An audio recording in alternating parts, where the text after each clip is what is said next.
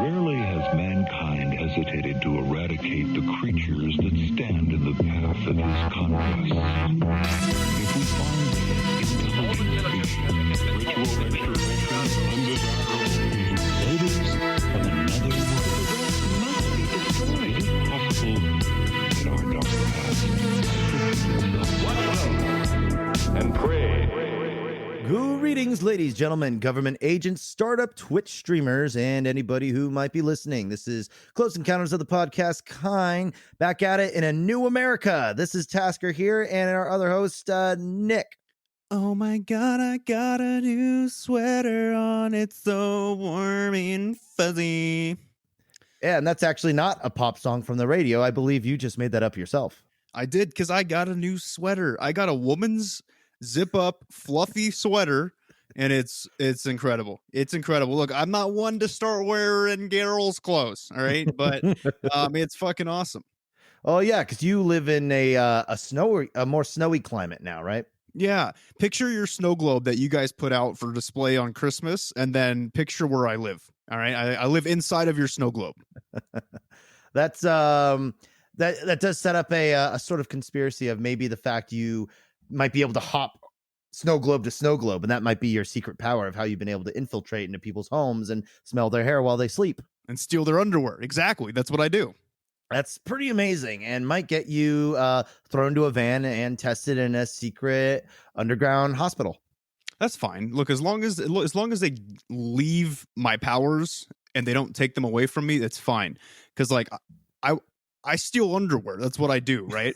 But I can't do it without my snow globe hopping powers. So yep, you would have a power that lets you hop between shiny balls filled with white stuff. Why you gotta make it? Why you gotta make it all sexual, huh? Why you gotta do that? I'm trying to turn over a new leaf, by the way. I haven't cussed once on this episode yet, and also I haven't said anything sexual, except for the stealing of panties, that's different though. That's for art. It's art. Right? Is that your new goal in life you're trying to clean your act up? Yes, I'm trying to be a clean comedian like Brian Regan. I don't even know who that is. Exactly. Well, that's fantastic. Well, before anything, I think it's worth to be stated that the election in the U.S. has officially ended and Donald Trump has lost. Look, the orange guy lost. We all kind of knew it was coming. He seemed a little sus, right? But look, either way, guys, like I told you on the last episode, either way, you elected a pervert into office. Every politician is a pervert who's here to steal your children and drink their blood. And Joe Biden is just going to do it a little slower because he's almost 80 years old. He's pretty old, but there's a lot to be said. But also, it's just I got to point out more than anything about your comments in the last episode of what was it that you said? "Quote unquote, your vote doesn't matter." It doesn't. I can go at length about how counties where some victories for Biden were literally like 10 votes away, like stupid close.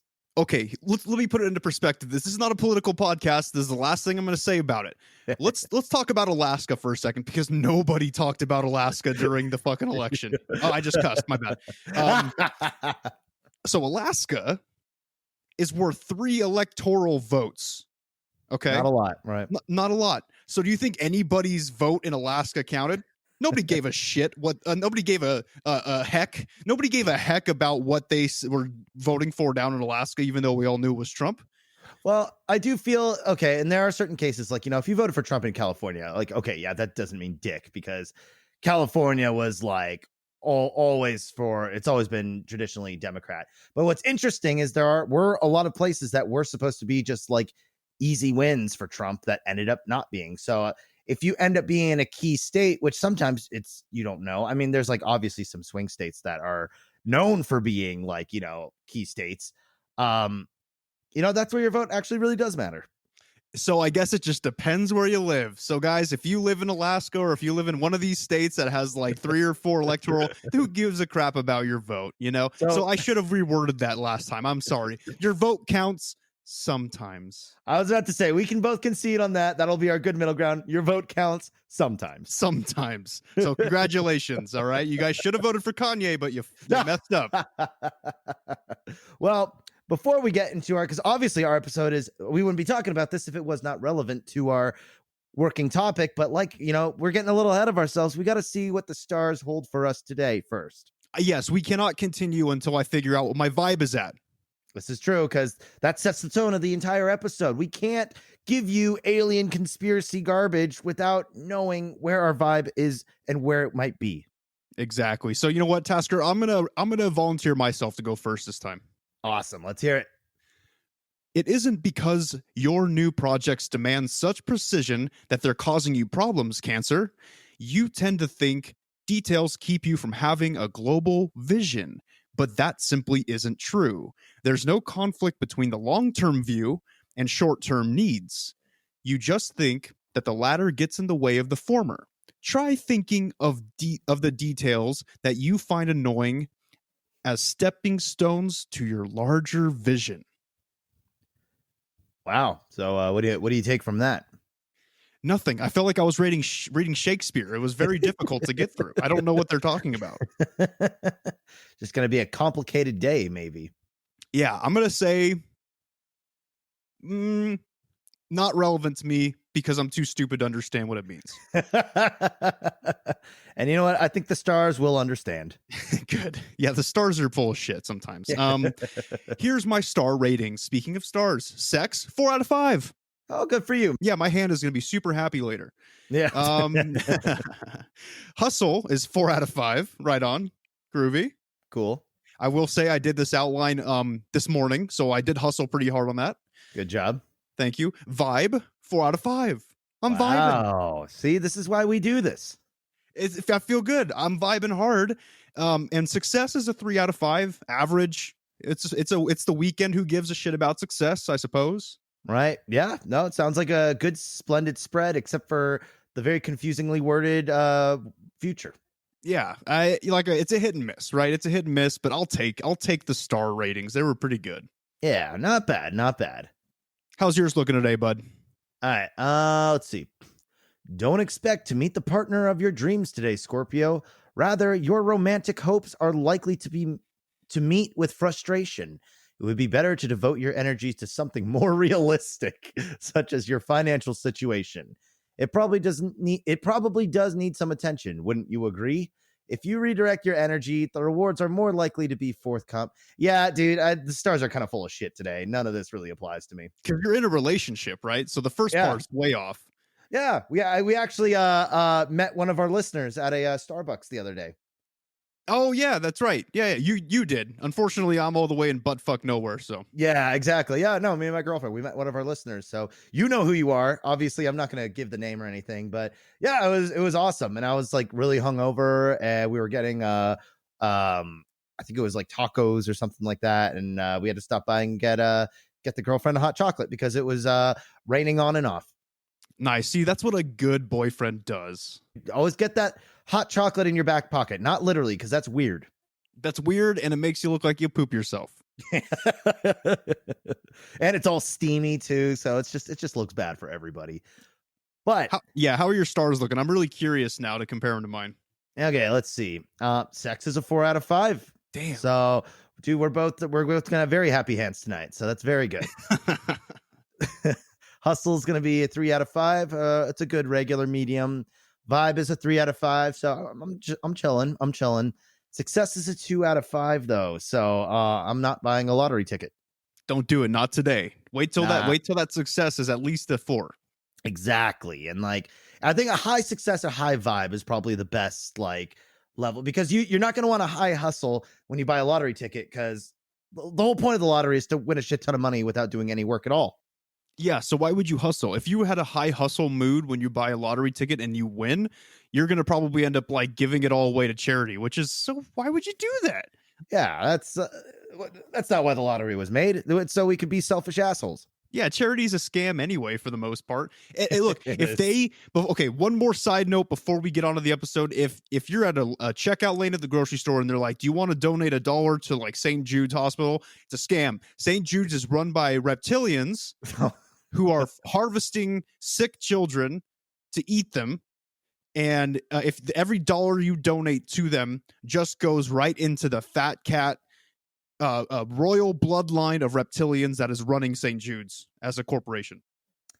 Yeah, and I mean, I guess one might expect me to argue with you on this one, but I definitely have a pretty sour opinion on charities. It's been proven that there have been a lot that end up like there's just a lot of like siphoning money. I mean, I don't want to go so far to think that they're puppet organizations by giant space lizards, but I think there's definitely like shenanigans, and there's better ways to, do your part. Exactly. There are better ways. So guys, don't donate. Come on. Don't do it. Speaking of aliens, you guys saw the title. You know what's going on in the world, right? There's an election that did go on. We have a new president. And we are going to be talking about US presidents and alien encounters or UFO sightings, anything to do with presidents and aliens. So we are doing another alien episode. Which is it's very important thing to talk about, because I feel like this is a huge point of conjecture in just US conspiracy history, is the interaction between US presidents and extraterrestrials. And it's something that like even like Dave Chappelle brought up 4 years ago after Trump got elected and stuff like that, of like they go in because they usually the old incumbent, they talk to each other and they walk out and they look a little shook because maybe they just got some hard truth dropped on them. Yes, there is. Okay, I wanted to bring this up later in the episode, but I will just say it right now. There is one president who has never, in modern times, who has never been given authority with UFO files, alien files, seeing them in person in the underground bases. I want you to take a guess as to which president that is. George W. Bush. No. Clinton. No. You're going back to way too far. Donald Trump. Yes, because he's a fucking idiot, and they would never be trusted with this kind of information. Well, I am excited to get there, and I am excited to see what you've come up with, because as you guys know, I don't know what the hell we're going to talk about today, so it'll be interesting. All right, guys. Well, let's hop into it. Welcome back to another episode of Close Encounters of the Podcast Kind.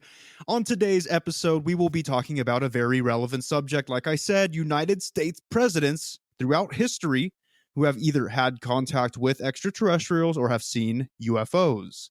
And believe us, presidents, or at least me, I don't know how Tasker feels about this, presidents know more than they are letting on. In fact, they are downright controlling us subconsciously as we speak with the help of the aliens, but that's kind of a whole other episode on its own.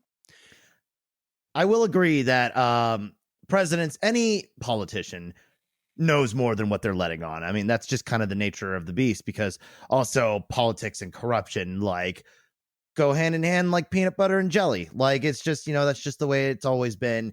Even the best of them has had to be in like certain people's pockets and paid off. Like even people like Abraham Lincoln, I'm sure, had to accepted bribes left and right and had kind of more of his career and his interest in mind, despite the good. And that's the whole trick of being a good president, is doing everything for your self-interest, but tricking people into thinking that it was for their self-interest. Exactly. And that's why being a president sounds fucking awesome. Look, okay, look, I digress though. So what I need you all to do right now is get into character. All right, we're going to be all getting into character for this one. I want you to become a president, because in order to really understand their experiences, we need to think like a president. Right. So I need you to put on your American flag lapel pins. I need you to kiss some babies, right? Not on the lips. That's weird. You can't do that. Very weird. Yeah. That's a crime, I think. Is it? Oh, fuck. Kiss some babies. And then when you're done kissing the baby, you will drink some of their blood, because there are adrenochromes within the blood. What? Yes, that is something that we will talk about in a whole episode. You out there know what I'm talking about. If you really need to get into character to be a president, drink adrenochrome blood. All right. So is that like in the South Park episode with the Superman guy? Is it like stem cells? No, it's a chemical in blood that comes from adrenaline, right? And so children are easily, think of it like Pennywise the dancing clown from It, right? Right. He scares the children to eat them because they taste better when they're scared. It's kind of the same thing with these politicians and this adrenochrome blood, because if children are easily scared, and build up adrenaline that way. And as soon as they're at their peak of, it's okay. Look, here's another one. It's like if you're masturbating like the Hollywood way, right, with like a belt around your neck, Right. and you're jerking off, and then right at the moment when you're about to bust, you line that right up with the moment you're about to pass out from choking yourself, and it's like the peak of awesomeness, right? And that's how it is for these politicians with scaring the kids and drinking their blood. Is at the peak of their fear, their adrenaline is so high in their blood that the blood will get them high. And then also, allegedly, there is some youth properties to it. Look, that's a whole other episode. Okay, we're talking about aliens and presidents today. Well, that's a good start, because I think you piqued my curiosity. I just had to know. So now that we know that we have, what we're about to talk about are a bunch of, what is this, adrenochrome junkies running our nation, and we're going to talk about why the aliens taught them how to drink it or some shit, huh? Probably not the blood thing. That's something that they developed. I see. All right. Well, that being said, I think, yeah. Okay. I'm satisfied. Good. Me too. Let's dive right in, guys. Now, I do want to begin by telling you all something that needs to be said and known moving forward.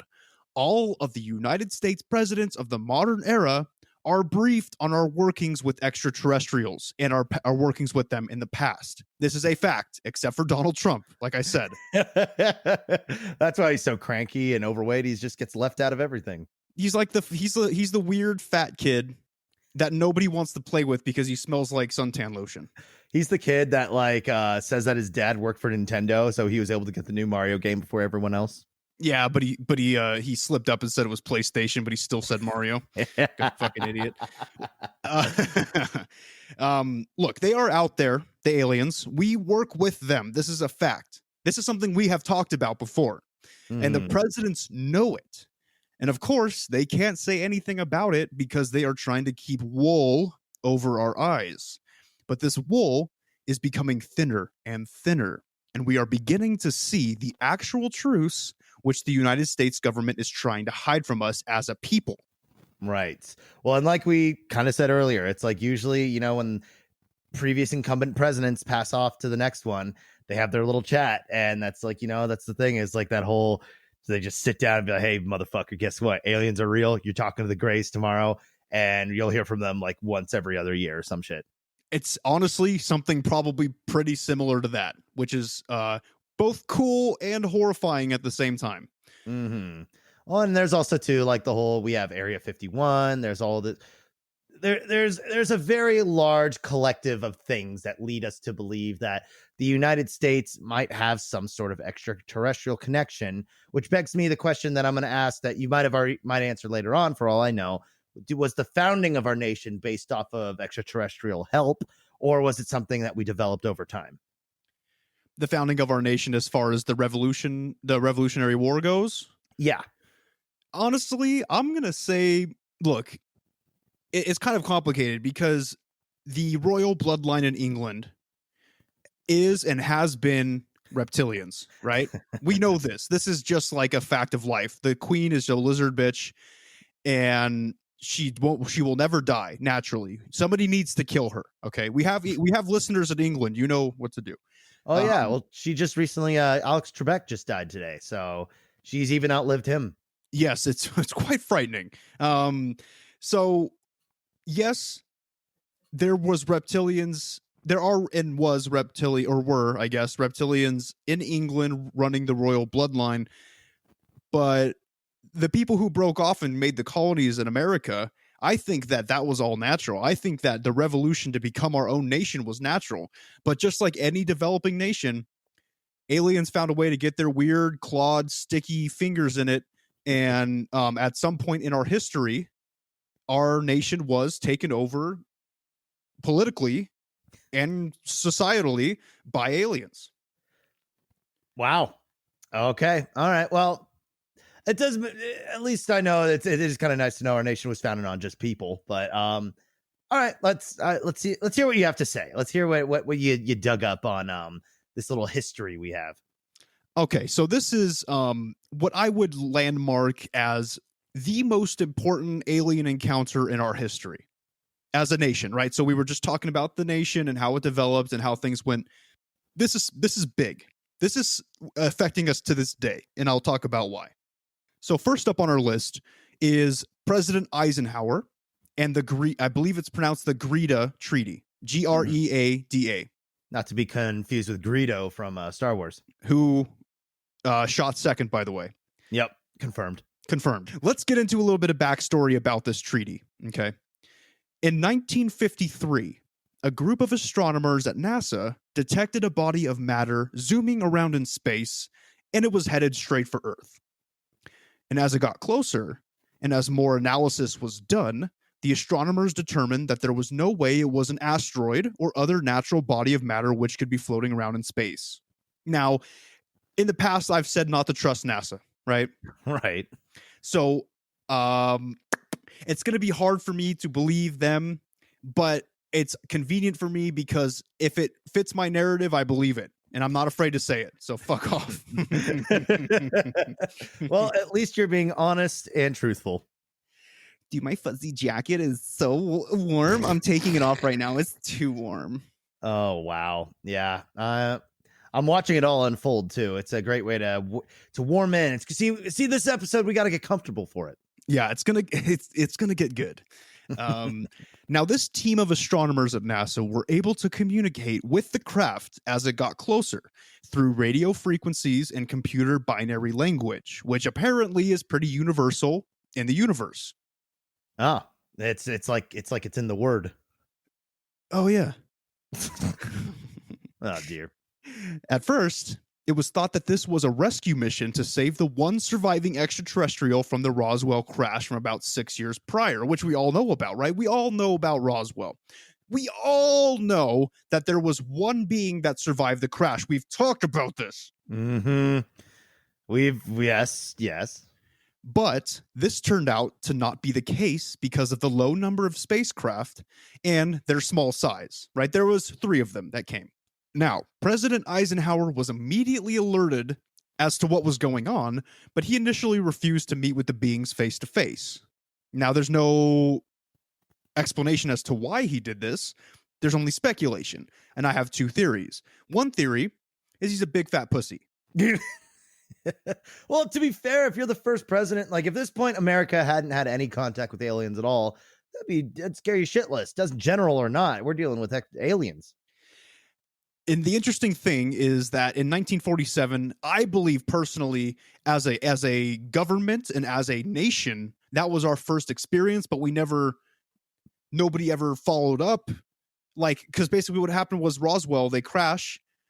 Two of the 3 beings are dead in the crash. We recover the crashed UFO and we capture the one living one, but nobody ever followed up to like save it. So we never had any contact with any other. We just kind of kept him around. You know what I mean? Probably made him a janitor or a sex slave or something. Now, did Roswell happen before this with President Eisenhower? Yes. Roswell happened in 1947. Okay. And the treaty takes place in 1954. The backstory as to when they're communicating right now, like what we're talking about, this happened a year prior to or about 6 months prior to the treaty when it was 1953. So, but this is after Roswell. Okay. So we got there. So there's a big old space rock. They're like, what the hell is this? They found out they could communicate with it. And right now Eisenhower is bitching out on him. He's bitching out on him. And by the way, my second theory as to why he bitched out was maybe he didn't believe them.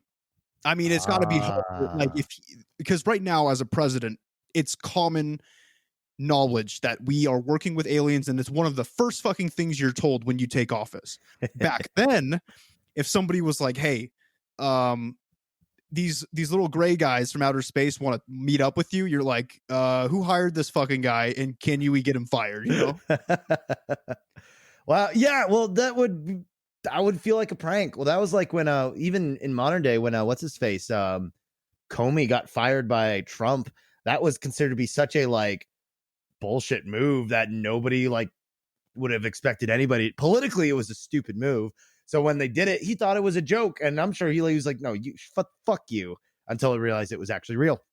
So so Eisenhower was probably thinking along the same lines. You know, he probably wasn't a big pussy. I know he was a big ass badass general in World War II. Whatever, who gives a shit? Um, Now, through further communication, the aliens visiting Earth set up some displays of their power on a U.S. Navy ship. Essentially, they wanted to show the leader of the free world their power and what they could contribute to our society. Now, what does some displays of power mean? We'll get into that a little bit. But it's also important to note that they did come in peace. And then after finding this out, and after a little bit more contemplation, President Eisenhower agreed to meet with the alien visitors on at a designated time and day. Because it turned into a big old dick comparing contest. Exactly. And there's nothing old-timey war generals like more than measuring dicks. Now, Eisenhower arrived at Holloman Air Force Base in New Mexico on board a Lockheed Constellation, which is just a type of propeller-driven plane made by Lockheed, so it's fancy, right? Mm-hmm. There were only 20 men on board this plane, including the President's Secret Service and the plane crew. So it was a very small, close-knit group that was going to this meeting. Mm-hmm. Everyone, except for the must-know people at the Air Force Base, were told that this was just a, quote, business as usual day, unquote. Basically, there's nothing to see here. Keep doing your damn jobs. Damn. They landed the plane about half a mile away from where they were supposed to land initially, like where they told the tower that they were going to land. And they turned their radar systems off so they couldn't be tracked by air traffic control. Mm-hmm. Then 3 UFOs came seemingly out of nowhere. 2 of them hovered about 300 feet above Eisenhower's plane, and the last one landed about 200 feet in front of the plane and actually landed on the ground. So it's getting a little spicy now. It's getting spicy. This is where the shit hits the fan. Okay. Kinda. Nothing bad happens. We'll get into that. Right. These crafts were described as being round in shape with no noticeable wings or fins, and they made no noise whatsoever. Obviously, this is a very common UFO description. Right. Standard, right? It's in your notebooks. It's standard. Mm-hmm. And if you're probably wondering why I'm not commenting on it, I'm actually kind of really interested in this story. This is a big one. I'm glad you're interested in it, man. This is the one that fucked all of us. So yeah, normally I love breaking your momentum, but I can't. I know, I'm so captivating. Kind of a little overly charismatic, kind of like a fascist leader or something like that. Look, I've been compared to Hitler many times. All right. Usually it's because the mustache, like, the Hitler stash that you rock out on a daily basis. Yeah, but honestly, it's just because I don't like Jews. So okay, maybe. All right. Not. Yeah, that was a dumb joke. Maybe not. All right. Okay. Just cut it or leave it in. Whatever's funnier. All right, we'll see. The craft in front of the plane that had landed suddenly opened up a little hatch in the front, and a ramp began to descend to the ground. The president's plane's staircase was lowered by the crew to the ground, and Eisenhower descended the steps and walked toward the craft. He paused at the base of the ramp of the UFO and was seen shaking hands with a short figure. Unfortunately, the distance made it hard to see exactly what was happening. Remember, this is 200 feet in front of the plane, and he instructed his staff and his Secret Service to stay on board the plane. So, I mean, obviously, I haven't seen the movie. I think I've seen Monsters vs. Aliens, which is a parody of Close Encounters of the Third Kind. I say our podcast. I forget what the movie's called now. Yes, that's the movie. Yeah. So it seems to me like the movie is just based off of this story. It seems a lot like it, right? Where they're kind of meeting, but it's just a lot less public. It's not publicized at all. There's no weird song. He's not playing the keyboard. Yeah. It's not Spielberged. Yeah, exactly. Eisenhower then followed the little being into the ship via the ramp, and he disappeared within the ship for a good 45 minutes or so, leaving his Secret Service and the other officials back on the plane, very fucking nervous, as you can imagine. Yeah, I take it back. Eisenhower ain't no bitch, dude. That guy walked in with no security, no nothing. He's like, all right, what you got? Exactly. He just walked out he told his people, yo, stay on the plane. I got this. He walked up to the alien, shook him firmly in the hand, walked onto the craft, and plopped his wiener on the table. You know what I mean? Respect.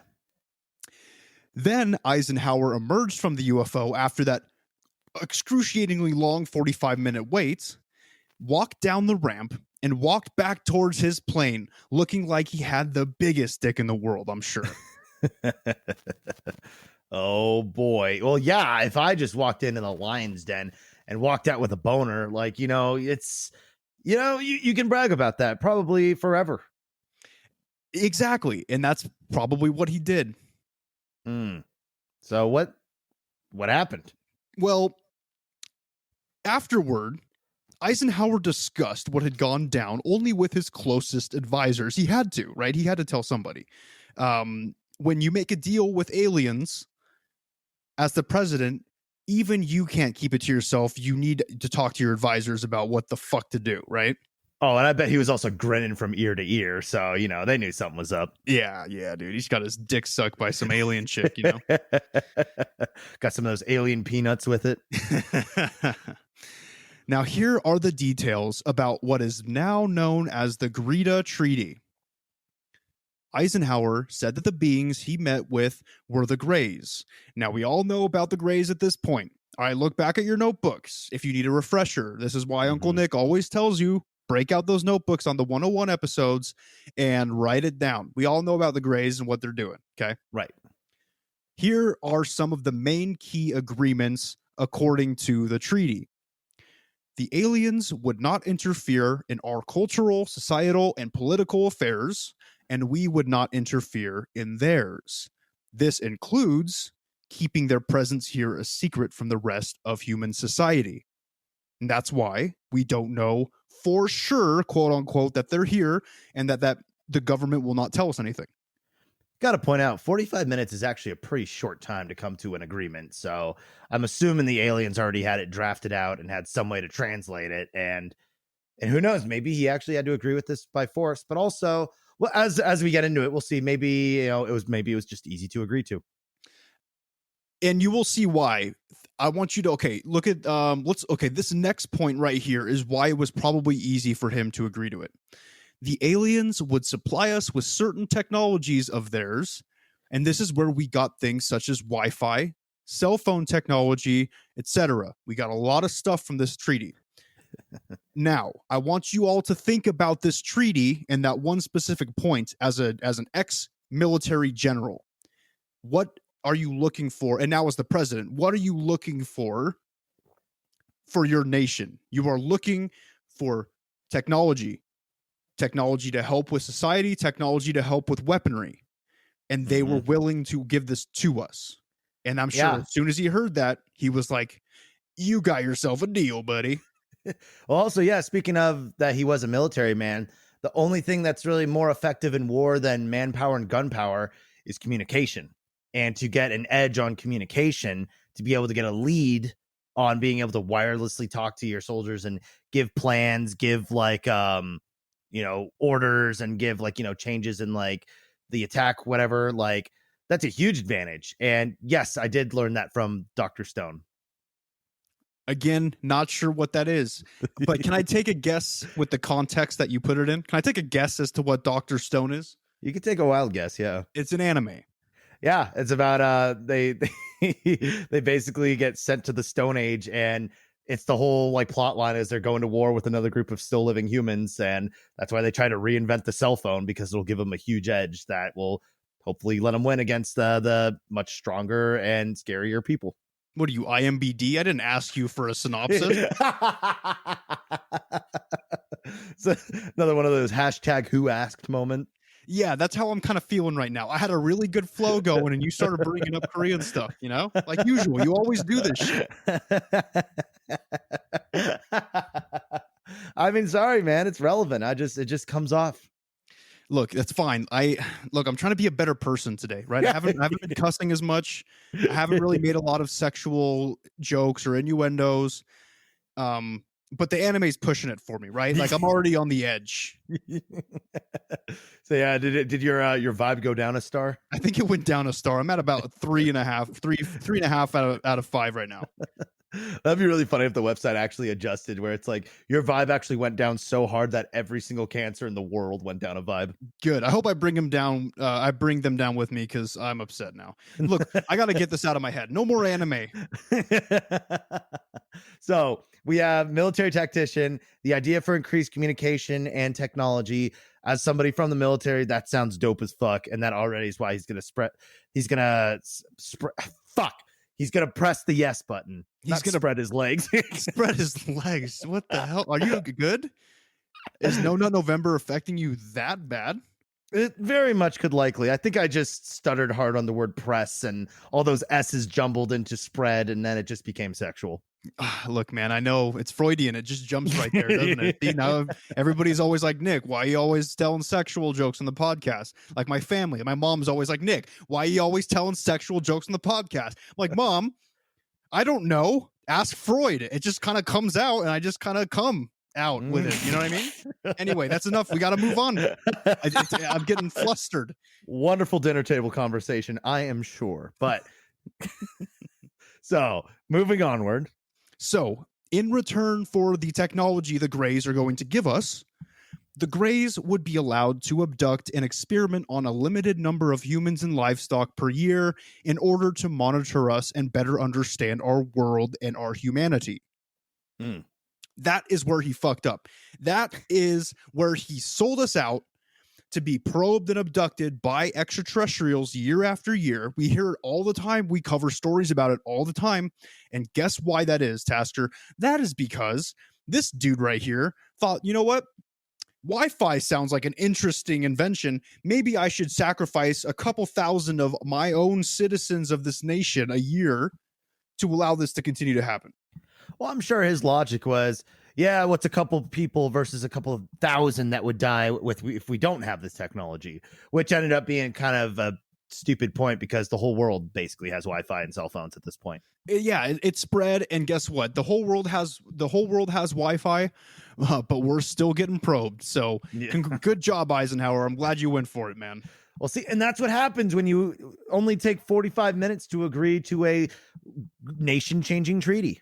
Yes, just because they offer you tea when you get on the ship and they're like, do you want a blowjob from our secretary under the desk while we do this?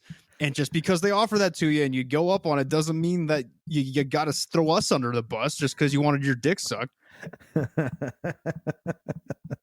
Yeah, I mean, I think we can both agree it was a bit of a rush job. They probably coaxed him into it. And also, I'm kind of sure he probably wanted to get the fuck out of there as soon as possible. Yeah, exactly. And I'm sure he was putting on a brave face, but he was probably scared shitless. I would be. So, oh yeah. Well, and also too, I bet now that maybe there was like a part they left out where maybe it was more like people he disliked, like maybe in like, you know, like sectors or area that don't normally vote for him. He's like, oh yeah, you can go right here. Yeah, see, that would have been messed up if he really did that. Then that's a problem. But look, either way, he messed up. He threw us under the bus. All right. As a side note, on the abduction of humans, the Greys said that these abductees would not be harmed and they would be replaced back where they came from with no memory of what had happened. Okay, well, it's not as bad, but it's still pretty weird. But here's the thing, Tasker, and we've gone through some abduction stories. I'm sure a lot of our listeners look into abduction stories on their own time like I do. The Greys said that they wouldn't be harmed, but harm is very relative. That's a very subjective term. A little bit of a loose definition. And I personally believe, look now, call me old-fashioned, but I personally believe that getting a rod shoved into my ass in order to stimulate a prostate orgasm is harmful, okay? I don't have an OnlyFans. I am not an e-girl. Does not sound pleasant to me, okay? So to me, I think they should have had some stricter rules as to what harmful meant on this treaty, but they didn't. They just kind of said, we're not going to harm them. And then Eisenhower's like, hand over the Wi-Fi, you know? Yeah. He's like, all right. Yeah, that's great. That's great. Okay, cell phones. Let's talk about that again. So you're talking about radios, but for all over the world? Yeah, I think, yeah, I just think he glossed over it. He didn't take the time. And plus, too, there also harm doesn't necessarily count for, psychological damage or like, you know, maybe catching like, like we talked about last episode, like alien STDs. They're just like, I don't know, that wasn't our fault. Like, yeah, you guys should have had a better immune system. So you're right. That does kind of set it up. And also, too, what the hell are we gonna do if we're like, hey, you're actually harming them? You said you wouldn't. What the fuck are we gonna do about it? They could just fly away. They could fly away. They could kill us. They could do a lot of things to us. So really, this was a bad move. This was a really, really, really bad move. It was a greedy move, and that's what we're learning, and that's why we're fucked. Interesting. Well, okay, this is making a little bit more sense. But in order for us to, this is still part of the treaty, in order for us to better understand the aliens, the Greys agreed to let the United States government experiment and examine some of their species, as long as we shared our thoughts on the results of the experiments. So, look, it's kind of like, yeah, they're experimenting on us, we're experimenting on them, but the difference is that we have facilities, underground facilities, to experiment on the Greys, and I'm sure with their consent. And us as humans, when we experiment on things, we try, like especially humans, medical examinations, we try our best not to fucking kill them or harm them. So we're kind of like giving them a good treatment with their experimentation. But the flip side, it's not equal, because the flip side, like we said, is us, just some normal average Americans hanging out, sleeping, and then all of a sudden we get sucked out of our bed into a spaceship, thrown onto a metal slab, getting things put into our urethras and our buttholes, getting forced to come, getting our cum placed somewhere else that we don't know where it's going, blood drawn, all kinds of stuff. We don't know what these dudes are because our government's not telling us about them. So we're like terrified, and then thrown back in our beds like nothing happened. That is not a fair trade. And here's a riddle me this, like, and I know we talked about how the Greys kind of want, our, human ejaculate in order to create like hybrid species and stuff. And realistically speaking, like hybrid species do exist in the planet and in the universe. But the thing is they tend to be sterile. So if the Greys are already sterile, like this just seems like kind of a pipe dream. Well, the thing is they grow, they're trying to progress their species. Like we talked about in the intro series, for one of two reasons. Either they evolved so far, remember, like they don't use their bodies for a lot of things. That's why their heads are so big. They don't have any muscle. They're small, tiny piss boy bodies, and and they don't have wieners or vaginas anymore, right? Right. Vaginas, if you will. And yes, you're welcome. I believe that's the medical term, a vagina. I think so. Yeah. You'll find it in the Grey's Anatomy. Yeah. Yes, I am a doctor. How's it look down there? Oh God. All right. So and so they have to use similar DNA to lab grow more of their species or hybrids of their species in humans to progress their species. That's kind of what's going on here. So they're not like artificially inseminating the females with our sperm. We're basically being grown. Oh, I see. And then messing with like our DNA stuff to essentially invent a new species. Invent a new species that's going to replace their species eventually. I see. So they're doomed for extinction and they know it. So that's why they're just trying to create a legacy species. Pretty much. Yeah, pretty much. Okay. All right, cool. I actually really expected a like bull honky horse shit answer, but that was actually pretty interesting. Like, what kind of answer were you expecting? So they don't have vaginas, but you know what? Anything could be a vagina if you got a knife. Ew. I was gonna say. No, I thought you were gonna do some like bullshit. It's like, oh, my alien technology. Like, no, they're not gonna be sterile because they can travel light years, man. You didn't think they would invent something at this point? I mean, that too. You don't think that they'd invent something at this point? Jesus Christ. No. That's so dumb. It doesn't work that way. It's like you said, hybrid species, they exist already. They're sterile and it's unsustainable. It's unsustainable. Their species is going to die out. Yes. Okay. So, but yeah, all right. Remember, there is a theory that Greys are just robots. Remember, there's a theory that Greys are just the worker robots for the tall whites. So maybe they're getting the sperm for the tall whites. But we've already gone over that. That's just another theory. The long and short of it is our sperm is going somewhere and we don't know where it's going. That's troubling. Yeah. And also, too, I just thought of this because, as I said, they promised they wouldn't harm people. Who's to say that they might still be slicing us up, but they just kick us up with painkillers? So technically, we're not feeling any harm. And technically, if they have the proper medical equipment to stitch us back up, technically we're unharmed. See, look, when aliens start splitting hairs like that, I know that there's no good aliens out there. Okay, even the Pleiadians. Yeah, I didn't know fucking they had lawyers out there too, apparently. Yeah. They have to consult with their legal team before cutting in anybody.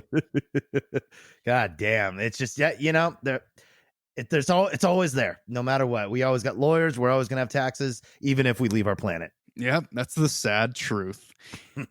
Now, there is one final point on this treaty, and that is that the Greys were promised to be given secret underground facilities for accommodations and experimentation. And this is where we get bases like the base in Dulce, New Mexico, and Area 51, and many, many, many other ones that are all connected by an underground tunnel, miles deep under the ground. Anyways, yes. So at these facilities, Greys can stay there. It's kind of like a hotel, right? So they can kind of come and hang out, stay with humans, get some semen, probe us, do whatever they want to do, have a cigarette with like a couple army guys, I don't know, and then they bounce out. So that was something else that they were promised by Eisenhower, and it happened. We have them in Dulce, and a lot of them in New Mexico. Very upsetting. That they have their own place. I had to pay a lot of money to get my own house, and these aliens just got a whole ass underground base that spans the entire United States. Yeah, well, it's just like we talked about, that good old government corruption. If you're just good and connected and you got something that's beneficial to a world leader's agenda, you too might be able to get your own underground network in New Mexico. Fantastic. Look, now that's it for the main points of the treaty, right? The Greta Treaty. But in order to oversee and enforce the human side of the Greta Treaty, a committee called the Majestic 12, or MJ12, also known as Majority 12, was created behind the rest of the government's back in total secrecy. By who? Good question. A lot of people, especially Wikipedia, will tell you that Truman, Harry S. Truman, good old Truman, created Majestic 12. Now, the problem with that theory is that Harry Truman was the president from 1945 to 1953. Okay? He wasn't around to make the committee when this happened, when this treaty happened. It was fucking Eisenhower who succeeded Truman in the presidency, and it was in Eisenhower's first year and a half that this event took place, and that is when actually Eisenhower created MJ12. Interesting. So either this is just an elaborate hoax that is just kind of being thrown together to throw us off the track, or maybe Truman had a little bit of a glimpse into the future, or I don't know. There's a lot of reasons. I mean, if we're thinking with our conspiracy caps on, there could be a lot of explanations on why the data is skewed a bit. There could be, but it's my firm belief that, and not just mine, there are others out there that believe that the MJ12 was created directly after the Greta Treaty was signed by Eisenhower, and Eisenhower created MJ12. I see. Okay. But it was in total secrecy. You have to remember, nobody else in the government knew about Majestic 12. Okay? It was a very top secret thing. Well, yeah, it's a stupid name too. That's how they kept them from spreading it. Look, first off, it's a pretty dope name, all right? Sounds like Power Rangers. And second, you are just being a negative Nancy about something that changed the way that we're living our lives right now. Oh, yeah. Let's get a secret task team out there that do they probably all have like primary color outfits and stuff? No. They all wore black, right? Because it's badass. And Men in Black are supposedly agents of the Majestic 12. but that's just something that we can get into at a different time. They all seem like they have like flashy transformation sequences with like J-pop playing in the background. You would bring up fucking J-pop. You would bring up what are those guys called? What are those girls called? Idols? No, BTS. Oh, Those chicks, right? I don't know any. That's K-pop, I think, though. Same shit. Yeah, like boy bands or like girl band K-pop. I don't know. BTS is girls, right? Those are girls. I don't think it is. Look it up. I'm pretty sure those are girls. BTS is a boy band. Way to go. Could have fooled me, buddy. With the lip gloss and stuff. Come on. All right, let's move on. All right. Okay. No more Asian talk. All right. Look, I get enough of it at home. I'm good. Okay. So you have the Majestic 12, which may or may not actually be the core group of the Men in Black, and that's kind of like their whole deal. Yes, and they had full control of situations involving extraterrestrials on Earth and were authorized to do anything they needed to do in order to make sure that the treaty went unbroken. Anything. Ooh. Now, the Majestic 12 only reported to the President of the United States.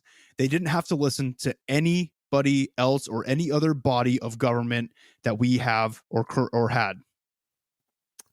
Now, what would be interesting is what would happen if they were discovered. Well, obviously they were discovered. We're talking about them right now. Otherwise we wouldn't know about it. Or, maybe it's just, shocking shot in the dark here. It's all just made up.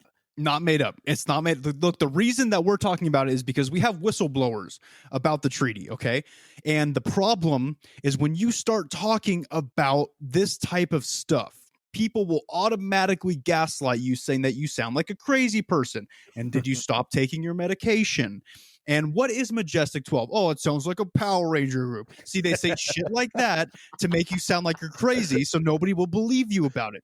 If people would open up their goddamn third eyes, maybe they would have been found out by now and we could have raided wherever they come from. But no, guess what? Nobody believes anybody and nobody believes Nick.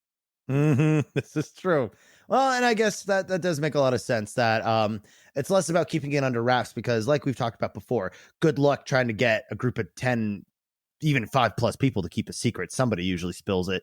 But the fact is they probably have, and they've tried their best and their damnedest. But I get, which is bizarre to me because if the whole government doesn't know about it, who the hell is like pulling the strings for them to like cover it up? Because if the government doesn't know about it, wouldn't they kind of like want to reveal them?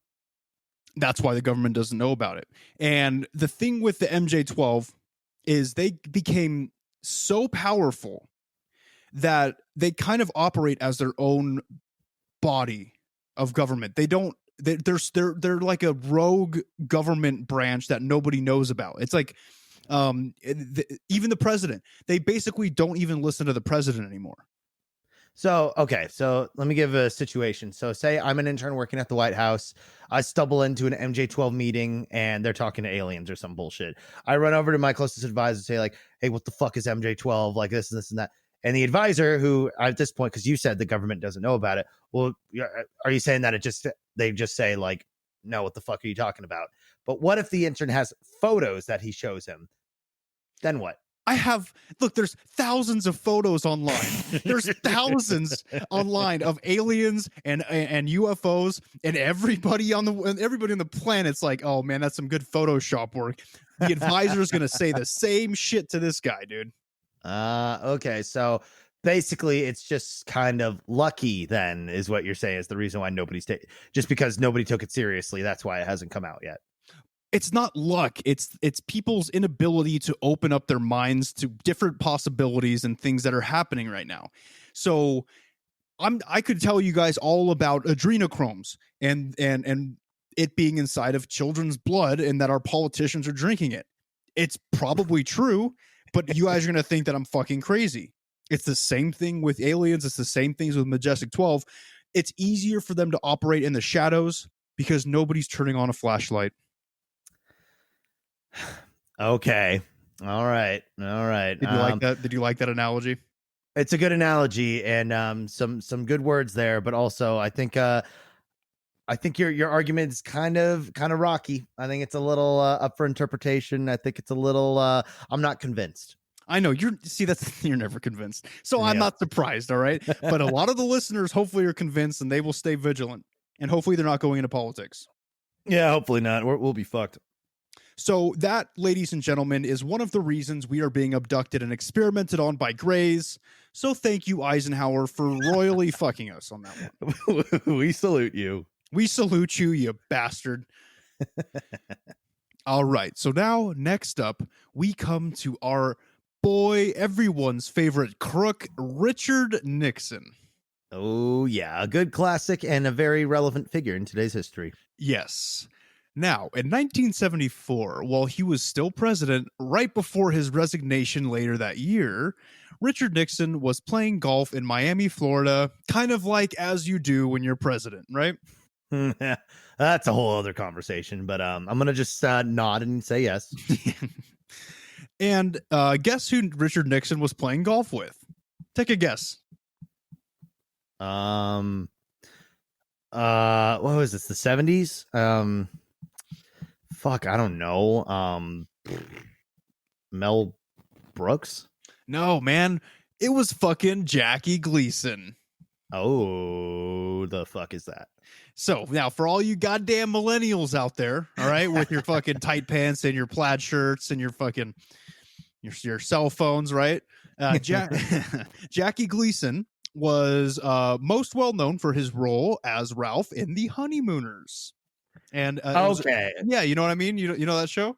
Yeah, straight to the moon, Alice, with the whole, because it's funny because it's domestic abuse. Yeah. See, it was a different time, man. It was a different time. No, I'm just joking there. I do admit, it's sad that comedy nowadays is we can't laugh at missing that anymore. Yeah. Yeah. It's it's funny. All right. Look, you guys know what we joke about on this podcast. You guys know our type of comedy. It's unapologetic. There are only certain words I will not say. Or I have said and Tasker has edited them out. Yep. So you'll never know. So in a way, we are a little apologetic, but in a post-production kind of way. Yes. See, I go in with the intent of you all hearing what I have to say, no matter how much of a tirade it is to maybe a certain group of people, right? Mm-hmm, mm-hmm. I think it got cut earlier in this episode. I said something pretty bad. If it didn't get cut, you know what it is. Yeah. Or if you've shut this podcast off, well, I mean, you won't even hear this part anyways, then it didn't get cut. Yeah. Or I missed it. Now, like we said, he was golfing with Jackie Gleason, and Jackie Gleason, he was an actor, right? But he also had an interest in the paranormal and extraterrestrials. So anyway, Nixon and Gleason, they're good buddies, right? And they're just hanging out in Florida, golfing, grabbing assistants' asses and whatever else you did in the 70s. Right. And Nixon also had an interest in UFOs and extraterrestrials. I wonder why. He was president, and this was after Eisenhower, so I'm sure he knew all about what was going on. And he does know, which we will see. So this whole thing, because I know we were saying the MS Power Rangers and shit, only so president to president it gets passed. Is that accurate? Yes, it seems to me like some kind of ritual, some kind of rites of entry, where the previous president will tell the new president, hey man, look, I'm gonna come clean with you. We are working with extraterrestrials and we have been for 70 years. Yeah, and basically this is your problem now. Yeah, good luck, you know what I mean? So good luck talking to all these fucking idiots who are 3 feet tall, who eat through their skin. Now, since Nixon had an interest in UFOs and extraterrestrials, and Jackie did as well, the two men naturally began talking about aliens, UFOs, all this stuff shortly into their golf game. And once they wrapped up the game, hit those 18 holes, and their chat about otherworldly visitors ended, they went their separate ways for now. And later that night, there was a knock on Jackie Gleason's front door. And when he answered it, Nixon was standing there. No, that's foreboding. That's not something you guys want. Nope. When you hear, especially even modern, I was going to say, especially in modern day, I mean, that'd be even worse. Oh yeah, that'd be weird if he showed up now. Yeah. Look, when you hear a knock on your door, you want it to be Amazon and not Nixon. Okay. Right. Get that fucker out of here. Now, it was just Nixon. All right. I just want to put that out there. There was no Secret Service. He didn't have any guards, no advisors. It was just Nixon hanging out.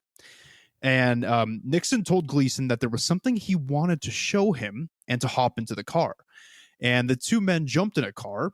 And by the way, this was a regular ass car that President Nixon was driving himself, right? It was just like probably like a rental or something, which is super weird.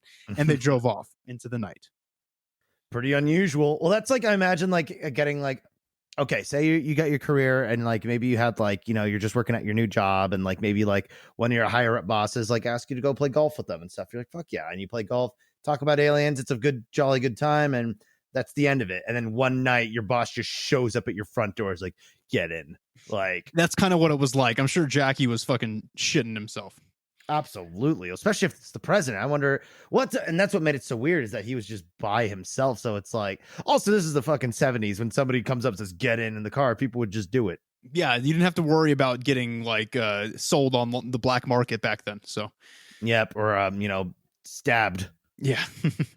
Now, really quick, it is kind of weird that he showed up by himself. But as a side note, Nixon was kind of known to ditch his Secret Service from time to time and do things on his own without them knowing where he was. So he was kind of a maverick. Oh, yeah, right. Well, okay. So this is though, as ridiculous as this situation sounds, it historically actually is not super inaccurate. It does seem like something he would do. And also like we mentioned before, this was the 70s. It was a different time. People wore like no fat chick shirts like left and right. And it was funny back then. It was funny back then. You didn't have to believe it. It's comedy. All right. We on Close Encounters of the Podcast kind of are all inclusive. Okay. We don't care. We just make fun of certain types of people or certain nationalities because let's face it, it's easy. It's a lot easier than other ones. Yeah. And I mean, I know it's not always good to, you know, workshop merch on the podcast, but like, what if we had a t-shirt that said no fat and then just like random alien like jargon and then it's just like a fat alien. I mean, shit. Sounds good to me. Hey, if you guys like that idea, let us know. So that way we know we have a demand and we'll make it happen. Exactly. I have a factory in my basement that I can use. Now, the two men drove south until they reached Homestead Air Force Base in none other than Homestead, Florida. And upon arriving at the security checkpoint, the military police standing guard saw that the men approaching were the president and Jackie Gleason, so they didn't ask for credentials. They just kind of stepped aside, right? That's what I would do too. Okay, this takes place in Florida, though. Okay, this is starting to make a lot more. I actually believe this happened now. Good. See? Look at that, man. We're making connections already. Florida, 70s, yeah. Jackie Gleason. All right. Yeah, it was a groovy time back then. So the guard kind of stood by, let him drive through. Nixon and Gleason got out of the car and entered the Air Force Base. Nixon and Gleason got out of the car and entered the Air Force Base. And as Nixon was leading him through the maze-like corridors of the base, going deeper and deeper into it, he didn't tell Gleason what they were there to see. And he was keeping it a little bit of a surprise, right? Again, it's the 70s. Like, yeah, this is normally you're in the modern day. That's you. If somebody does that to you, you're like, well, okay, in the next hour, I will no longer be alive. That's exactly right. You might end up in like the Hostel 4 sequel, but this just sounds like the beginning of a 70s porno, which is fine. With Nixon too. Yeah. Oh. He gets all blubbery all up in you. Oh, yeah. Just puts his two fingers up like this and puts them one in the pink and one in the stink. That's some real audio footage that was never released from Richard from Watergate. Child. Yeah. From the Watergate scandal. Oh, man. Now, they then got to a room with large containers all throughout it. In these containers, Nixon told Gleason that what he was seeing was wreckage from crashed extraterrestrial spaceships. Now, naturally, after looking in complete awe, Gleason was dumbfounded. Because the thing is, Nixon didn't give him any prep as to what he was going there to see. For all he knew, it was like a stripper that they just Right. kept at the base or something, right? Because it was the 70s. True. Yeah, just coke and strippers and secret tunnels. So he's probably like, oh, we're getting fucked up tonight. Yeah, he's like, this is the kind of party I came here to do. But it wasn't. So he got to see these spaceships. Nixon then took Gleason to another room, which was filled with about a dozen freezer-like containers, clear containers. And as they approached the containers, Gleason looked into them and saw what he first thought were the bodies of children suspended in the freezers. Which, Not a good sign. Not good. Not good. What if it was? I don't know what's worse. And see, if this happened in modern day, those actually would be children. They would absolutely be children. But upon further examination, he realized they were in fact humanoid, but nowhere near human. Gleason would go on later to explain to his wife what these beings looked like. Gray skin, large heads, large almond-shaped black eyes. Are anything sounding familiar so far? So far. What does it sound like, Tasker? This is a test for you. Which species? Yes. Grays. Yes. Good job. Proud of you, man. Yeah. Right. And he also said that some of the beings looked quote unquote old, and that perhaps he didn't expand upon that, but perhaps they were wrinkled. And there were also some beings in the freezers that were quote terribly mangled unquote. Now these guys, these terribly mangled ones, are most likely dead aliens from previous UFO crashes, perhaps even the ones from Roswell. Interesting. I at first, because before, like, the freezer full of alien children, I was thought like Nixon just found some like wreckage. He's like, oh, this could be aliens, and just trying to show off for his actor friend. It could. I mean, if he was a showman like that, and he got the base to let him set up his own little showroom, then maybe. But I think this is legit. All right. After Gleason had gotten his fill of the sights in the base, Nixon drove him back to his house. Now, as much as Gleason was into the subject of extraterrestrials and UFOs, his wife would say that he could barely eat or sleep for several weeks after the event, and he was obviously very shaken. Interesting. Now, normally I would say, why the fuck would a president be able to have clearance to bring a actor into this kind of stuff? But then fucking Trump is like bringing around his daughter who has zero clearance into like major like conventions and stuff like that involve like high world powers, and putting her in like the same room as high world leaders. So 70s was a much different time. So I have a feeling that was a lot more like acceptable. Well, no, it wasn't acceptable, but it was easier to get away with. Just how when fucking Abraham Lincoln was president, you could walk right into the White House and just be like, hey, fuck you. And he'd be like, oh, okay. He's like, oh, you didn't like the fact that you don't have a slave anymore, huh, honky? And he would probably beat the shit out of you too. Like Abraham Lincoln was known as the best wrestler of his like hometown. Yeah, wasn't he like 6'5" too? Like he just stomp you or something? Oh, he was a beast. Yeah, he was a scrapper. Ugly fellow though. Oh yeah, interesting looking beard and face, but yeah, look at it like this, Tasker. So I want you to put it's the early 70s. Okay. You're I don't know. You're like a E whatever. I don't know anything about the military. You're a high enough rank to be military police, but you just started. Okay. You're on your first night. You're hanging out by yourself at guarding the entrance to a Air Force base. Probably nothing will go down. Mm-hmm. All of a sudden, a civilian car rolls up, but it's the president of the United States. And then one of your favorite actors. Would you be like, I need to see some ID? Or would you just kind of wave them through? I mean, if we're talking real, I'd probably just wave him through. Oh, fucking Nixon's bringing his. Oh, he's with Nixon. Like he's by himself. Like it's the 70s. Like hell yeah, he's probably. They got so. This is beyond me. Yeah, so that's what I'm feeling too. I'm feeling that guy just kind of was like, fuck it, man. I'll get paid enough to ask the president for ID. So go on, head on in there, and boom, just like that, Jackie Gleason was never the same, man. Interesting. I still think maybe he just picked up some ocean wreckage or something like that just like looked trippy and thought it was alien stuff, and it just looked convincing enough. Though the mangled freezer things, that's kind of weird. Well, here's the thing also, man, is like it's not like his personal showroom. It's not like Yeah. his garage. Like he can't just get random wreckage and bring it into the base, you know? Like it was there before he was president. That's just got to be a fact. This is some legit wreckage from UFO crashes that every president knows about. And since Nixon gave no fucks, and we all know he didn't, he was just like, you know what, Jackie, you like aliens? I'm gonna show you something really cool tonight that's gonna fucking rock your world, man. Maybe that was another thing that was on his whole impeachment trial that didn't really get brought up. But I'm sure when all that shit didn't go over well, because you can bet your ass that they reported this. Yeah, probably.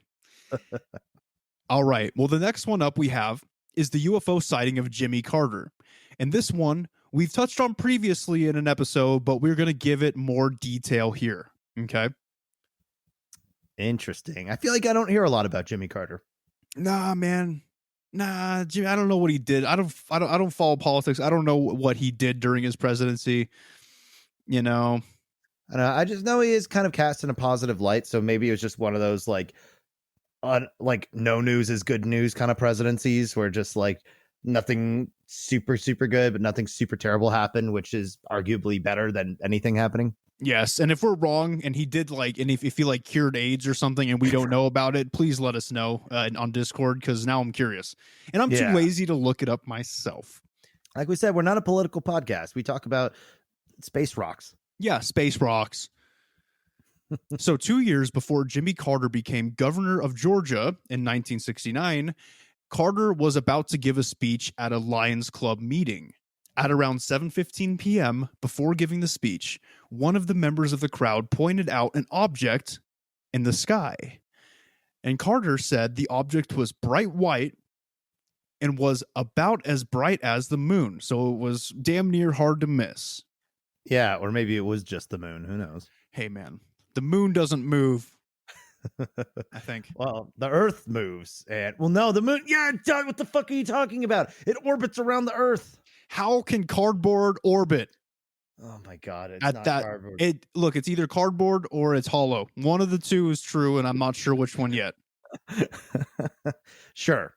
Okay. Well, we actually could probably do a whole episode on why the moon is fake, but we'll get into that. We will. Trust me. I have been thinking of an episode for why the moon is fake, and we will be getting into that because it is fake. It could be good for like winter solstice or something like that. I think it'd be a good way to line that up. See, there you go. What if it was created by pagans, right? What if they sent, you know what I mean? No, I mean a day to do the episode. No, I don't believe any of that shit. The moon's a fucking big old rock that floats next to us. Fake, but we'll get into it. All right. Just like the Earth is flat. Tasker and I disagree on that as well. Tasker thinks the Earth is flat. I believe it's a globe. It's the same old song and dance that you guys are used to. So, because it's more convincing that we live on a big puppet stage with the moon being hung down by ropes.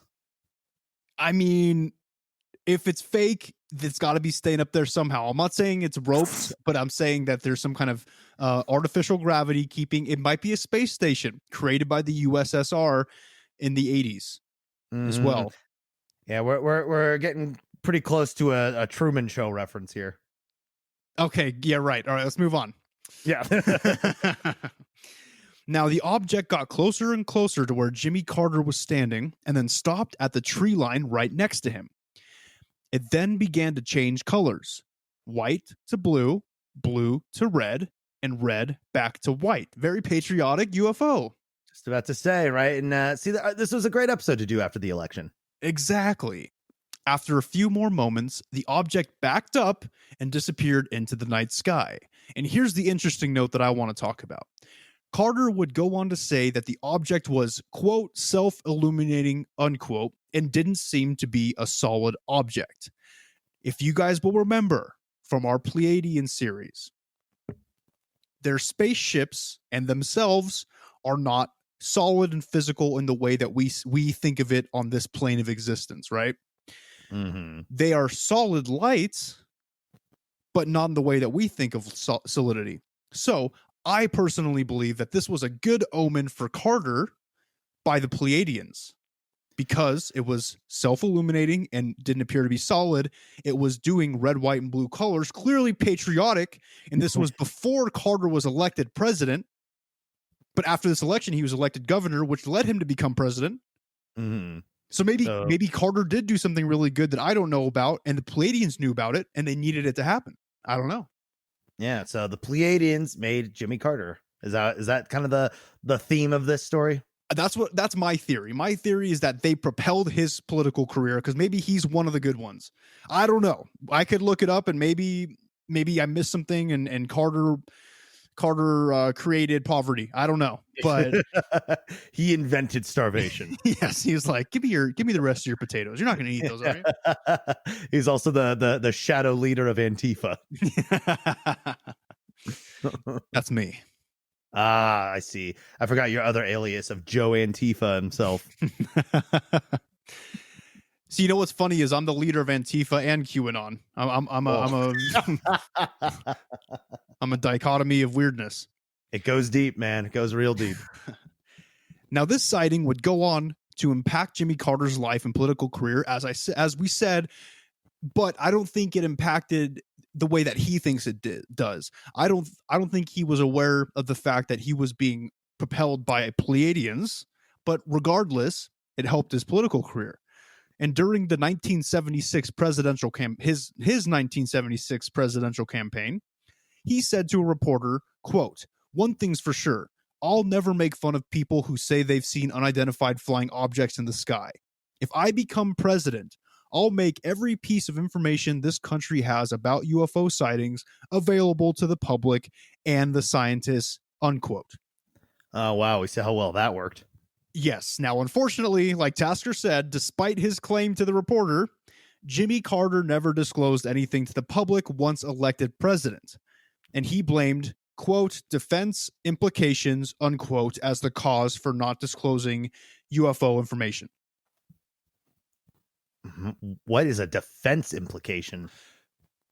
I think it's a sneaky way of saying, yeah, there's stuff out there and there's things that we're doing here with the aliens, but if I was to tell you about it, we'd be invaded. Like, interesting. There's defense implications if he was to disclose is a very strange way to put something. Yeah. So it's either we would break some sort of treaty with them or the treaty we discussed earlier, and letting them be known makes it, we're going to get like fucked over.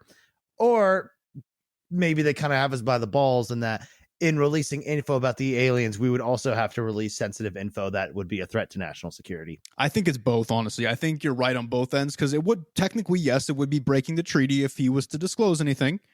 Right.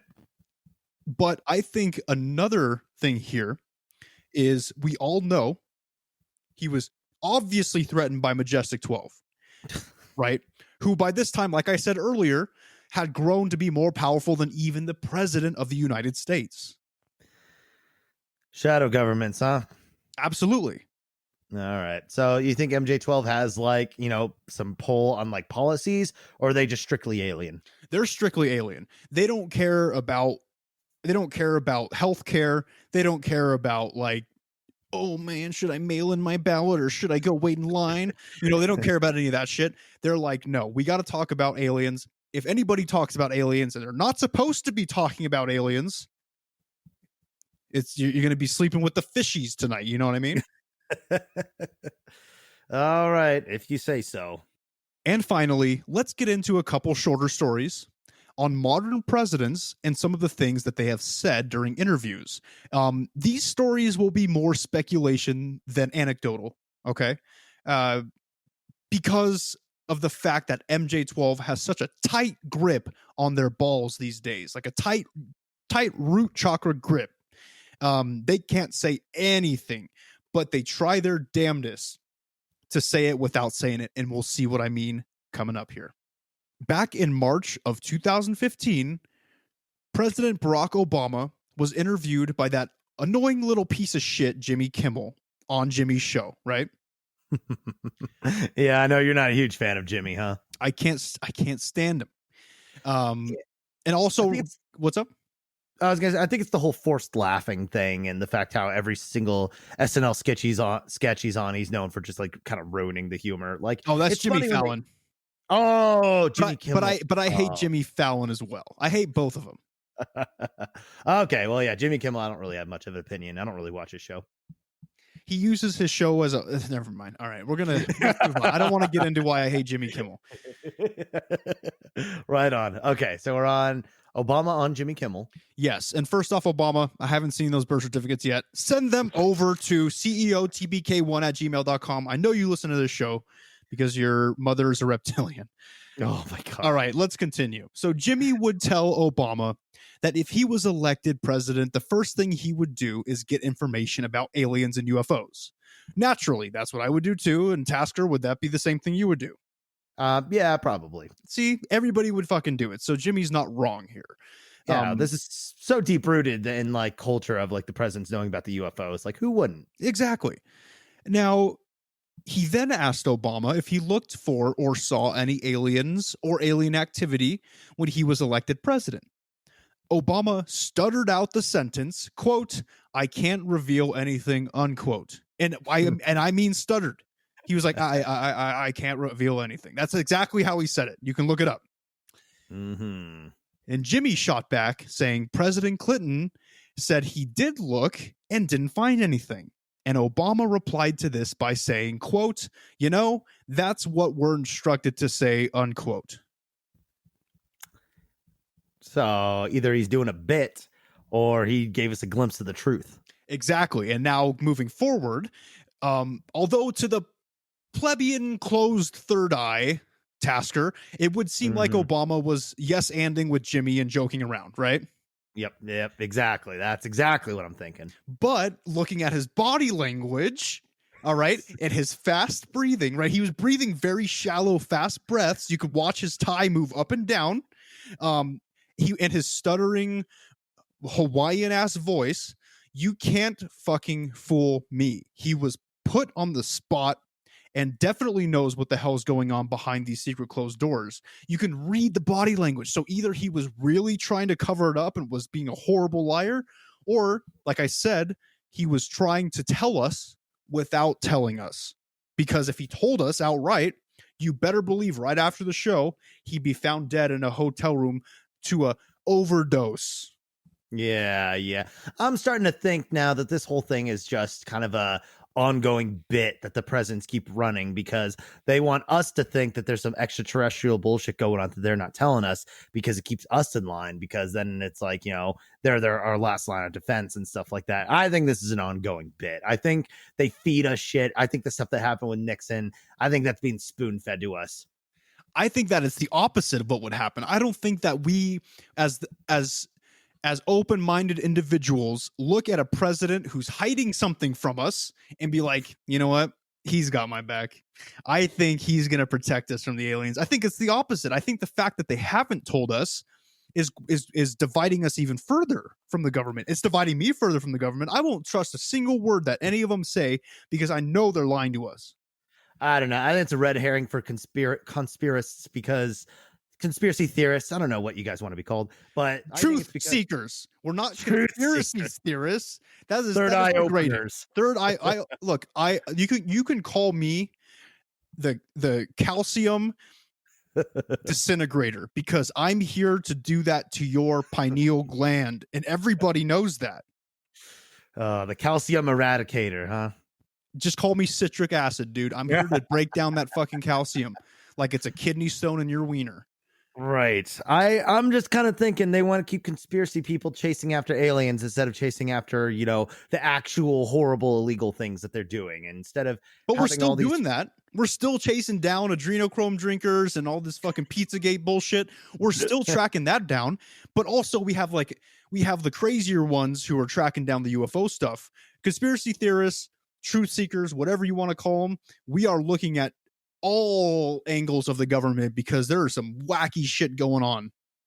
Sure, but I do enjoy how you randomly turn into Sherlock Holmes whenever it comes to the body language of people talking about aliens. You gotta look at his fucking tie, dude. He's breathing like,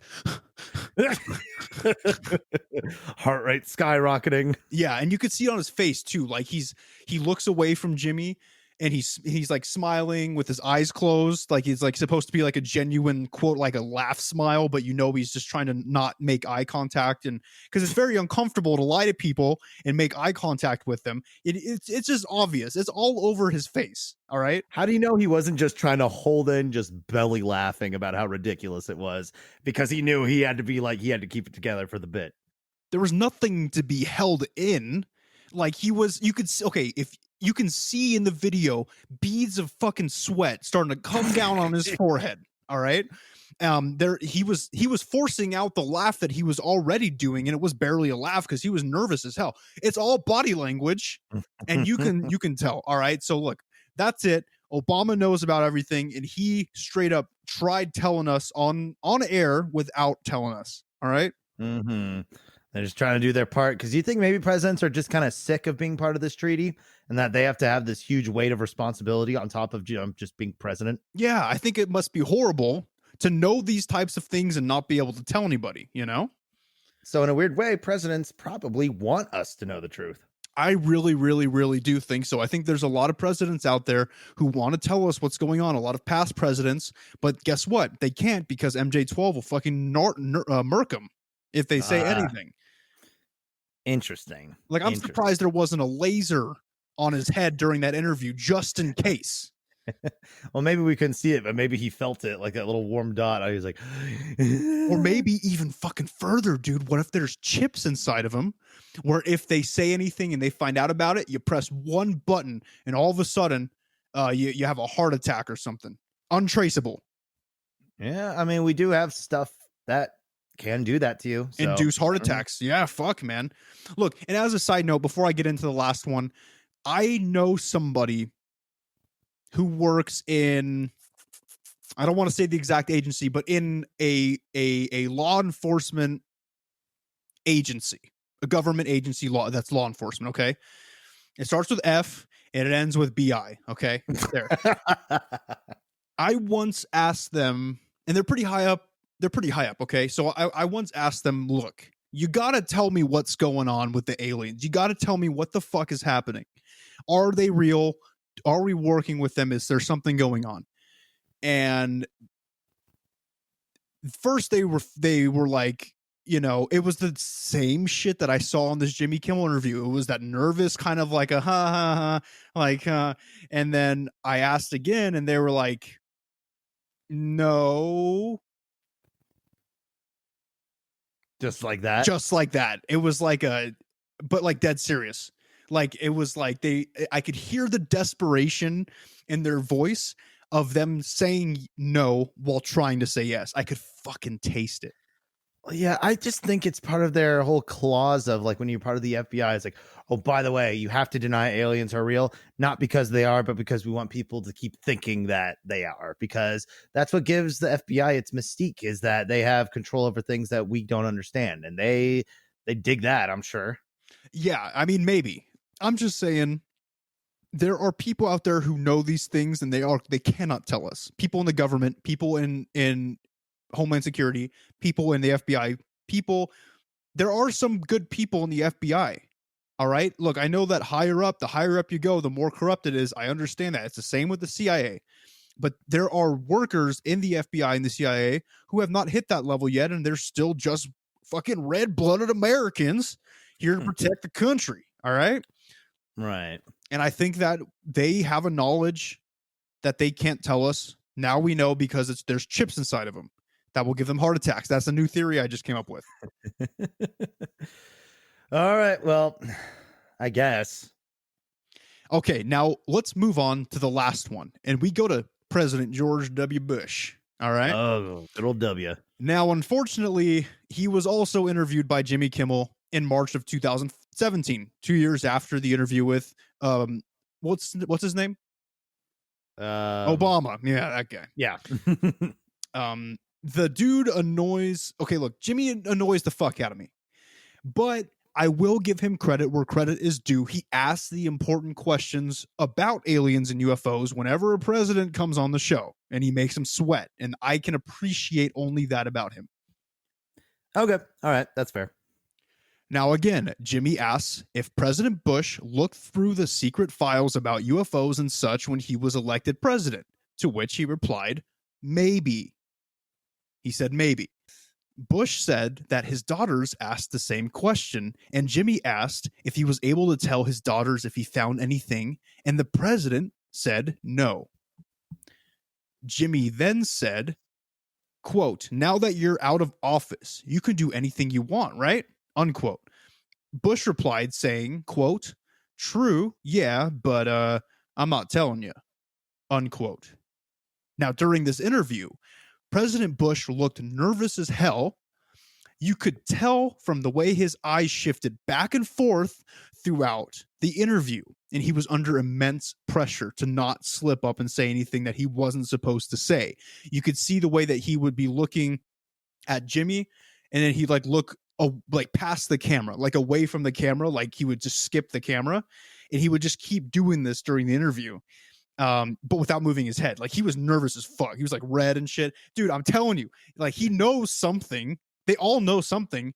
And when asked about it on public television, can you imagine the amount of pressure to not say anything that'll make you fucking explode from the inside out because people are watching you?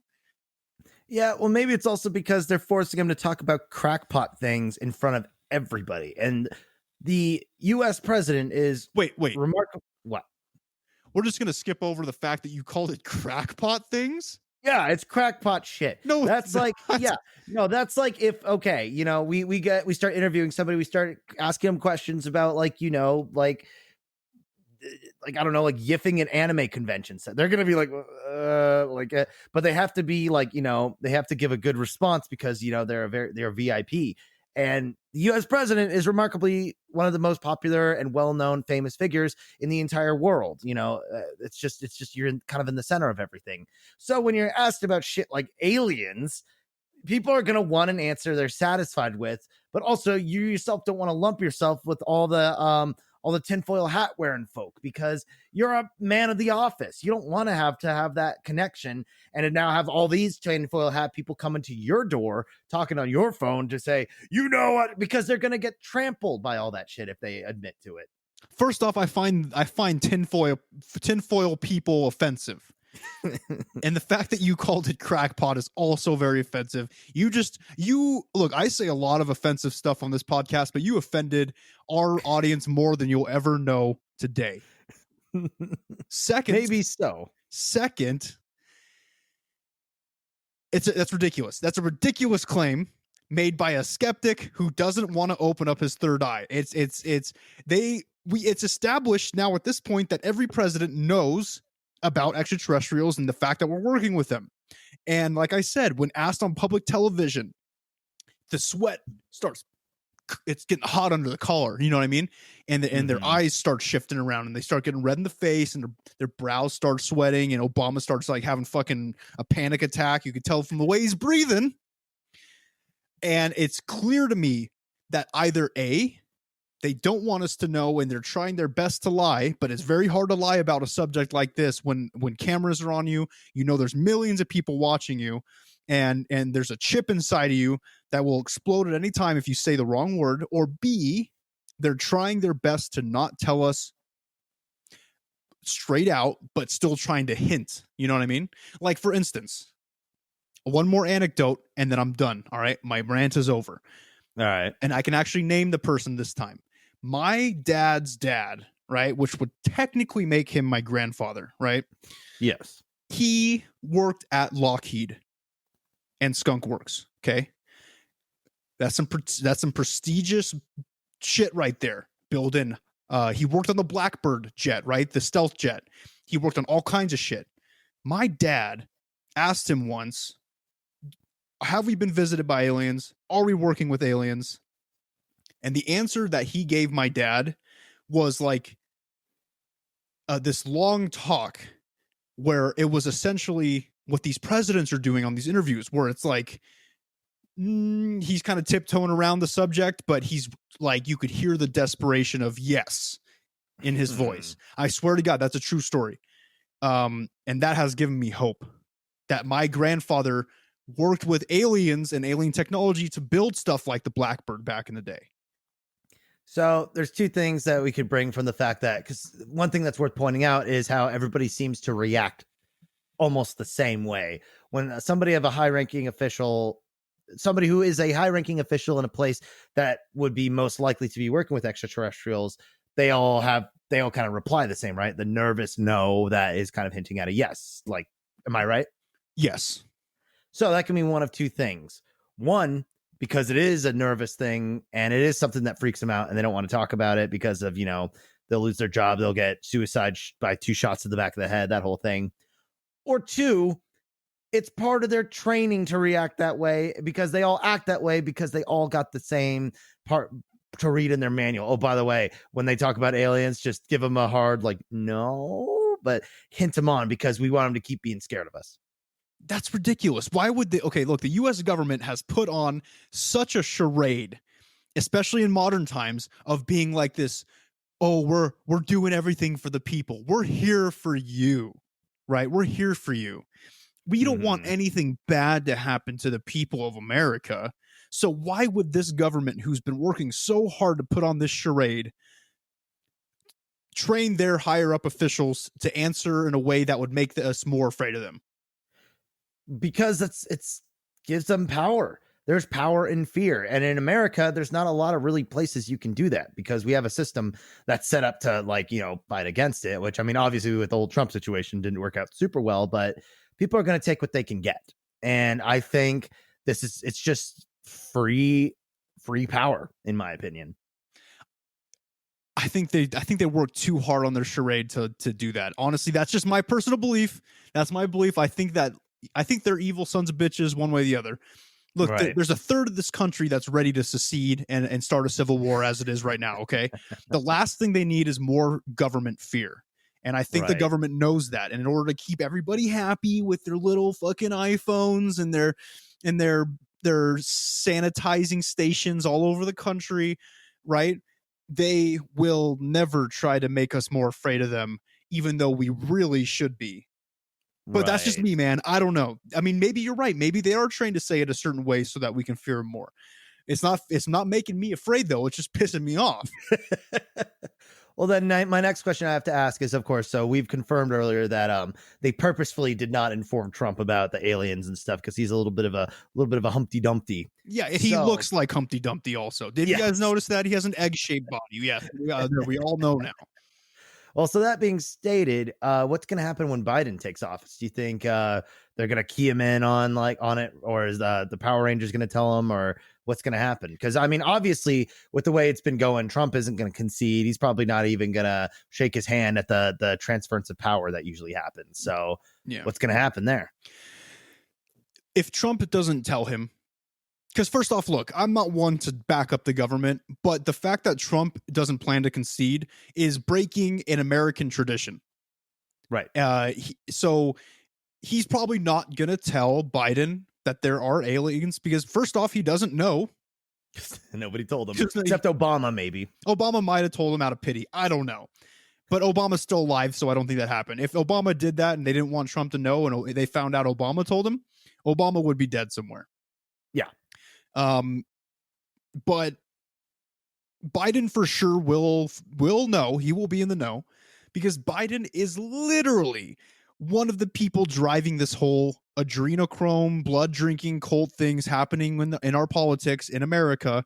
So they're like, what harm could it be telling him about aliens? He'll probably just help us work with them further to further the enslavement of the human race. You know what I mean?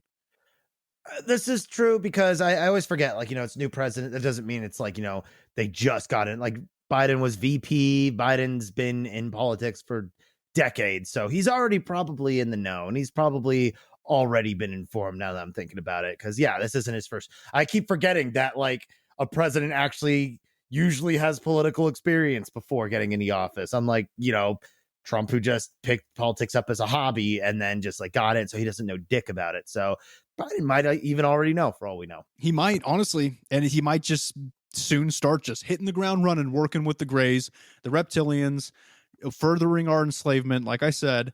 And that's why I told you guys, vote libertarian. What the fuck were you thinking? Maybe Biden, that's what he was talking about with his bedrock science plan to take down COVID is like, nope, now that we finally are back on our alien train, and now we could get that extraterrestrial cure, just like how we got Wi-Fi.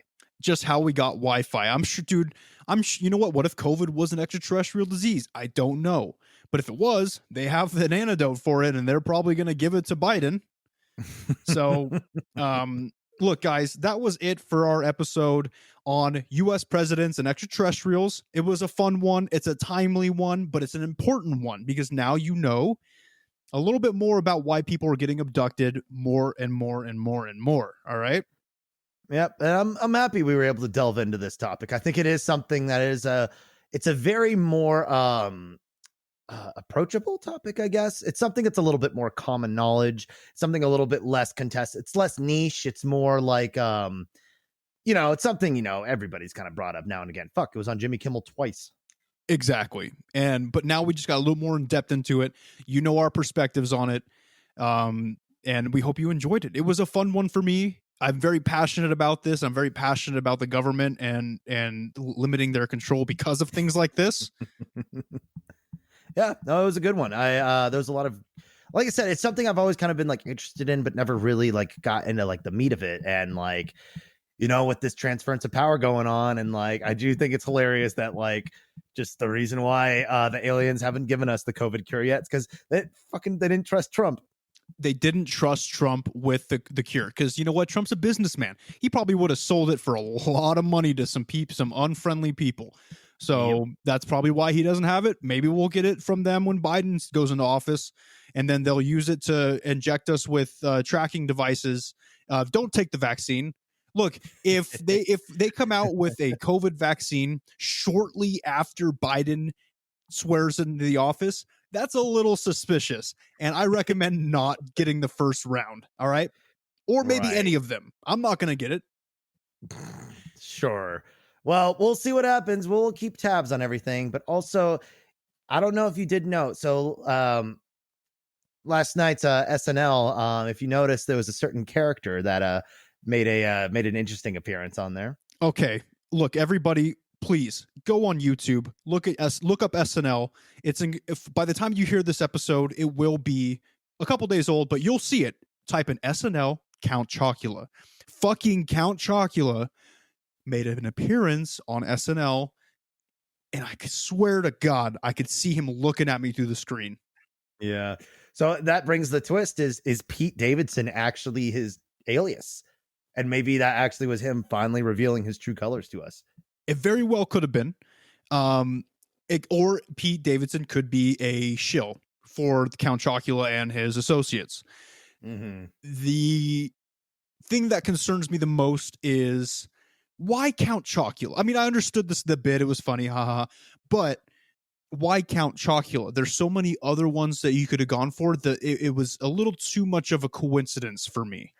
Well, and it was also too much of a coincidence of that was a point when both Pete Davidson and Dave Chappelle broke character, and like the fangs fell out and stuff. So that begs the question of maybe it was something symbolic. Maybe there was a message there, because that seemed pretty pretty out there. And he because it became like a bit where Dave Chappelle straight up just said, "Look at Pete Davidson's lips," and then he spit out the thing. It was funny, but also a little curious that it was Count Chocula that happened to. It seemed a little targeted. I'm not gonna lie, I feel targeted by it. I'm sure Tasker does too, and it's very concerning. You know what I mean? And like, just because Halloween's over, as soon as Halloween's over, and I feel some kind of relief because it's not on the shelves anymore, SNL goes and does this. Mm-hmm. Yeah, and that's it's SNL, and it was a sketch that got popular enough to reach everybody. Which I don't know about you guys, but SNL is I don't even remember the last time that show had a sketch that made it to our front our dashboards. Yeah, so please stay vigilant. Apparently it's spreading like wildfire, this clip, and that's not a good sign. Be aware of who you're talking to. If they've seen the clip and they agree with the bit, stay away from them. self quarantine for a while. It's not going to end well. I'm staying in the house. So, Right. So we'll be working on our interpretation of that. We're trying to see what sort of underlying subliminal messaging. Maybe there's some shit going on in the background or something, but we'll be putting our experts on it, and our experts is Nick and I on one more cup of coffee than usual. yes, going real fast. Oh, absolutely.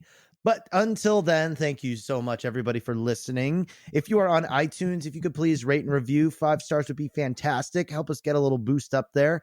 Spotify, you can shoot us with a follow.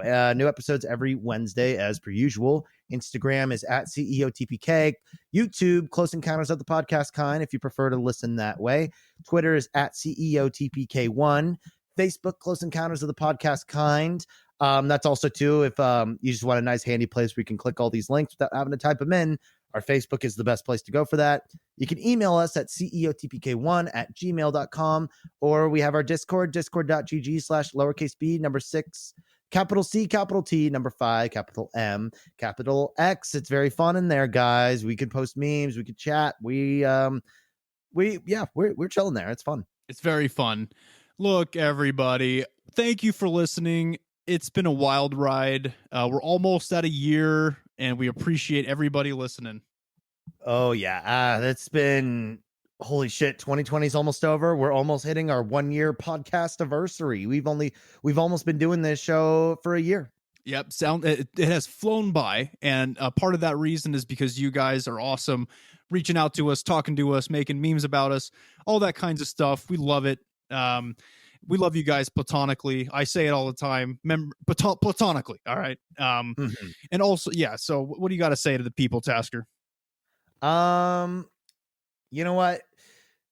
I feel like it's a big sigh of relief in the world and in America, regardless of what you feel about Trump and his policies and shit like that. Like, it's going to be nice to not be laughed at as a country anymore. I think that's, if anything, we can kind of hope for that, but it's going to be, I'm hoping for a lot of recovery next year. That seems to be the theme. Yes, and I think either way we fucked up, guys. But hey, it's better than not having a president. Am I right? Yeah, it could be just military takeover. Like that, right? That's what I plan on doing. So, with that being said, everybody, whether you are some orange dumb shit who isn't in the in crowd, or if you're any other president who is in the in crowd, just remember that the truth is out there. It's getting cold, everyone. Make sure to buy your fuzzy woman sweaters like Nick. Hopefully y'all had a good drink. Also, too, everything that happened, it's all made up just to keep us scared and in place. It's not. All right, I'm back in black. Nice. And that's actually accurate. Exactly. Actually, I'm back and black. Oh, that's must have been expensive. It was.